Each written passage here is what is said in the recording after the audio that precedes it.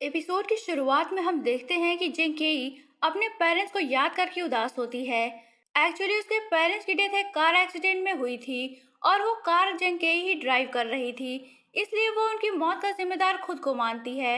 उसे उदास देखकर जिंग जून उसके पास आता है और उसके उदास होने की वजह पूछता है। तो जिंग केई उसे बताती है कि उसे उसके पेरेंट्स की बहुत याद आ रही है। जिंग जून कहता है कि फिर तो तुम्हें जाकर उनसे मिल लेना चाहिए। इस पर जिंग केई उसे बताती है कि मेरे पेरेंट्स अब इस दुनिया में नहीं हैं। ये सुनकर जिंग जून बहुत दुखी होता है। फिर वो जिंग केई के साथ उसके पेरेंट्स के ग्रेव यार्ड पर जाता है। वहाँ वो उसके पेरेंट्स से वादा करता है कि वो जिंग फैमिली का लॉर्ड बनकर जिंग केई को हमेशा प्रोटेक्ट करेगा।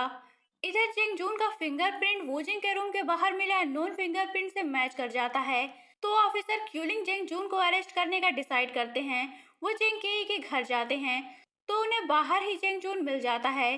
जिंग जून उन सभी को देखकर पहचान जाता है क्योंकि पार्टी वाले दिन भी उसने उन्हें जिंग केई के साथ देखा था। वो तीनों ऑफिसर से बहुत प्यार से हाथ मिलाता है। इस पर ऑफिसर्स हैरान रह जाते हैं। फिर ऑफिसर क्यूलिंग उसे बताते हैं कि उसका फिंगरप्रिंट वोजिंग के रूम के पास मिले फिंगरप्रिंट से मैच कर गया है, इसलिए उसे पुलिस स्टेशन चलना होगा। इस पर जिंग जून डर जाता है क्योंकि जिंग केई ने उसे बताया था कि उसके पास कोई भी आईडी कार्ड या हाउस होल्ड का रजिस्ट्रेशन नहीं है, इसलिए वो कोई भी प्रॉब्लम में ना पड़े। जिंग जून ऑफिसर से कहता है कि इस मामले से उसका कोई भी लेना देना नहीं है। इतना कहकर वो वहाँ से जाने लगता है। तो ऑफिसर्स उसे रोकने की कोशिश करते हैं। इस पर जिंग जून उन सभी की धुलाई कर देता है। पर सही टाइम पर ऑफिसर क्यूलिन अपनी सॉक स्टिक का उस पर यूज करके उसे बेहोश कर देते हैं। ये सारा नज़ारा मार्केट से घर वापस आ रही जिंग केई भी देख लेती है और शॉक्ड हो जाती है। ऑफिसर्स उसे लेकर पुलिस स्टेशन आते हैं और उससे उसके बारे में पूछते हैं। तो वो बताता है कि वो जीचैंग डायनेस्टी का सेकंड प्रिंस है और उसका जन्म जोंगपिंग वॉर के 3 साल पहले हुआ था और उसका पैलेस वुजी कैपिटल में है। ऑफिसर्स उसकी इस बात पर बिलीव ना करते हुए लाई डिटेक्टर मशीन का यूज करते हैं, पर लाई डिटेक्टर मशीन भी उसकी बातों को सही बता रही होती है। इस पर जूनियर ऑफिसर्स इरिटेट होकर ऑफिसर क्यूलिंग को सारी बातें बताते हैं। सारी बातें सुनकर ऑफिसर क्यूलिंग भी हैरान होते हैं और वो तुरंत किसी साइकाइट्रिस्ट को बुलाने के लिए कहते हैं। इधर जेंग के घर जाकर जेंग जून को छुड़ाने का आइडिया सोच रही होती है। तभी उसे हेयरलूम स्वॉर्ड के बारे में याद आता है और वो जेंग जून के कमरे में जाकर उसके स्वॉर्ड को बेड के नीचे छुपा देती है। तभी उसे वहाँ एक रिकॉर्डिंग डिवाइस मिलती है जो कि येरन की लग रही होती है। वो उसको प्ले करती है तो उसमें भी वूजिंग की वही बातें रिकॉर्ड हुई होती हैं जो उसने येरन से कही थी। इस पर जिंग केई उस रिकॉर्डिंग डिवाइस को लेकर जिंग जून को छुड़ाने का प्लान सोचते हुए पुलिस स्टेशन की ओर चल पड़ती है। इधर ऑफिसर क्यूली को पता चलता है कि वूजिंग जख्मी हालत में मिल गई है और उसका सेक्रेटरी मर चुका है।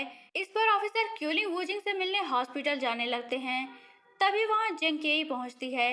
जिंग केई उनसे बात करने की कोशिश करती है तो वो उसे बताते हैं कि वूजिंग वापस आ गई है और हम उसे मिलने हॉस्पिटल जा रहे हैं। आपको जो भी बात करनी है हमारे आने के बाद करिएगा। इतना कहकर वो हॉस्पिटल चले जाते हैं। जिंग केई उनके पीछे हॉस्पिटल आ जाती है। वूजिंग उन्हें कुछ भी बताने से इनकार करती है। वो कहती है कि जब तक यहाँ येरेन नहीं आएगा तब तक वो कोई भी बयान नहीं देगी। इस पर ऑफिसर क्यूलिंग येरेन को बुलवाते हैं तो येरेन पिंगरैन के साथ वहाँ आता है। पिंगरैन जिंग केई को पहले से वहाँ मौजूद देखकर हैरान होती है और उससे पूछती है कि तुम यहाँ क्या कर रही हो। इस पर वो उन्हें बताती है कि मैं बस यहाँ किसी काम से आई थी। फिर सभी रूम में जाते हैं तो पिंगरैन येरेन को कोहनी मारकर वूजिंग के पास जाने के लिए कहती है। इस पर बेचारे येरेन को मजबूरन उसके पास जाकर उसे सिंपैथी देनी पड़ती है। तब जाकर कहीं वूजिंग अपना मुंह खोलती है। वो बताती है कि उसे उसके सेक्रेटरी ने किडनैप किया था। वो उसे ढेर सारे पैसे मांग रहा था। उसने देने से इनकार किया तो वो उसे मारने की कोशिश करने लगा, जिस पर उसने खुद को बचाने की कोशिश की और इसी बीच गलती से उसके हाथों उसके सेक्रेटरी का मर्डर हो गया। इतना कहकर वो बेहोश हो जाती है तो ऑफिसर क्यूरिंग बाहर आ जाते हैं। उनके बाहर आने पर जिंग केई उनसे कहती है कि अब तो वूजिंग वापस आ चुकी है, तो क्या आप जिंग जून को जमानत पर छोड़ सकते हैं। ऑफिसर क्यूरिंग कहते हैं कि अच्छा, तो तुम पुलिस स्टेशन अपने बॉयफ्रेंड को छुड़ाने गई थी। जिंग केई कहती है कि वो मेरे बॉयफ्रेंड नहीं है, वो तो मेरे ग्रैंड अंकल हैं। उसकी ये बात ऑफिसर क्यूलिंग को अजीब लगती है और वो जिंग केई से कहते हैं कि वो तुम्हारा चाहे जो कुछ भी हो, पर फिलहाल उसे साइकाइट्रिस्ट के पास भेजा गया है क्योंकि उसका कहना था कि वो जीचैंग डायनेस्टी का प्रिंस है। इस पर जिंगकेई जल्दी से कहती है कि वो एक्चुअली उनकी दिमागी हालत थोड़ी खराब है, इसलिए उन्हें लगता है कि वो एक प्रिंस हैं। जिंगकेई उनसे जेंगजून को छोड़ देने की रिक्वेस्ट करती है। इस पर ऑफिसर क्यूलिंग उसे जेंगजून के आइडेंटिटी डॉक्यूमेंट लेकर पुलिस स्टेशन आने के लिए कहते हैं और वहां से चले जाते हैं। उनके जाने के बाद जिंगकेई के पास पिंगरैन आती है और उससे जानने की कोशिश करती है कि वो ऑफिसर क्यूलिन से क्या बातें कर रही थी। इस पर जिंगकेई उसे रिकॉर्डिंग डिवाइस दे देती है और कहती है कि इसे मैं पुलिस को देने वाली थी, पर अब सारा मामला क्लियर हो चुका है, तो मुझे नहीं लगता कि ऐसा करने की कोई जरूरत है। तभी हम व्यूअर्स देखते हैं कि दीवार के पीछे से कोई बंदा जिंगकेई की बातें सुन रहा होता है। तभी ऑफिसर क्यूलिन दोबारा वहां आते हैं, तो जिंगकेई उनके साथ पुलिस स्टेशन आती है। वहां साइकाइट्रिस्ट जेंगजून का सेशन लेने के बाद ऑफिसर क्यूलिंग को बताते हैं कि शायद इस बंदे को पर्सनैलिटी डिसऑर्डर की बीमारी है। उसके बाद जिंगकेई ऑफिसर क्यूलिंग को जेंगजून के बारे में बताते हुए कहती है कि मेरे ग्रैंड अंकल को बचपन में ही भेड़िए उठा ले गए थे। फिर कई सालों के बाद एक दिन मेरे ग्रैंडफादर जंगल में शिकार करने गए, तो लकीली उन्हें वहां मेरे ग्रैंड अंकल मिल गए, तो वो उनको लेकर वापस घर आए। इसलिए उनकी कोई आईडी या हाउस होल्ड का रजिस्ट्रेशन नहीं है। उसकी बात सुनकर ऑफिसर क्यूलिंग कहते हैं कि मिस, क्या आप लोग खानदानी पागल हैं? इतना कहकर वो जोर जोर से हंसने लगते हैं। तभी उनका असिस्टेंट आता है और उन्हें बताता है कि मुझे सर्च करने पर जेंग जून के नाम से एक हाउस होल्ड रजिस्ट्रेशन मिला है। ये सुनकर जेंग केई शॉक्ड हो जाती है।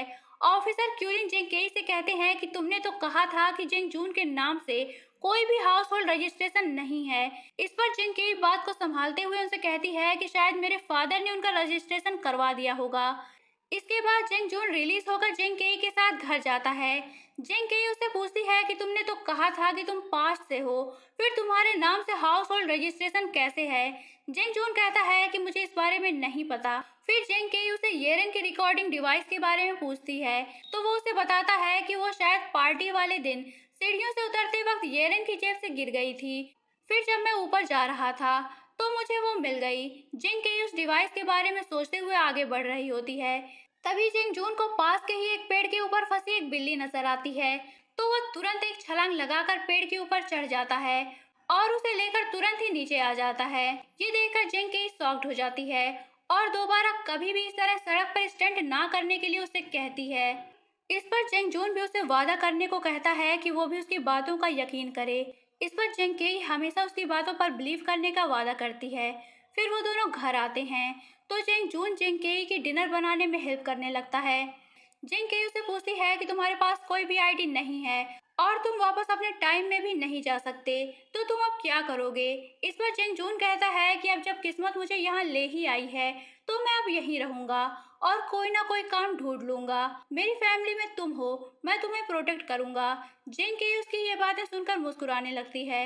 यहीं ये पार्ट एंड होता है। तो दोस्तों, अगर आप जानना चाहते हैं कि कहानी में आगे क्या हुआ, तो बने रहिए मेरे साथ।